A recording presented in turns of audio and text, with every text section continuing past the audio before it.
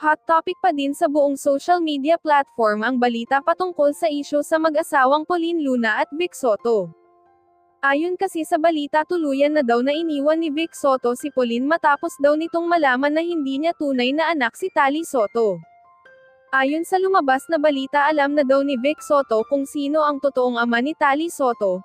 Nakarating daw kay Bossing Vic at inamin naman agad nito sa publiko na si Oyo Boy umano ang totoong ama ni Tali. Pinalabas lang umano ni Pauline na anak nila ni Vic Soto si Tali dahil sa takot sa maaaring gawin sa kanya ni Bossing sakaling malaman nga nito ang ginawa nilang pagtataksil ni Oyo Boy Soto. Masakit nga daw para kay Bossing na naglihim si Pauline Luna ng mahabang panahon pero hindi naman umano niya kayang mawalay sa mga bata dahil napamahal na umano si Bossing dito. Labas nga daw sa usapan ang mga bata dahil wala umanong kinalaman ang mga ito sa ginawang kasalanan ni Pauline Luna at Oyo Boy Soto. Samantala, nagsalita na din ngayong araw si Oyo Boy Soto at inamin sa publiko na hindi totoo ang naging pahayag ng kanyang amang si Bossing Vic Soto. Ayon dito, hindi umano niya alam na siya daw pala ang ama ni Tali. Noong nagbubuntis naman daw si Pauline kay Tali ay nakausap niya ito at tinanong kung ang bata sa sinapupunan nito ay ang bunga ng pagmamahalan nila.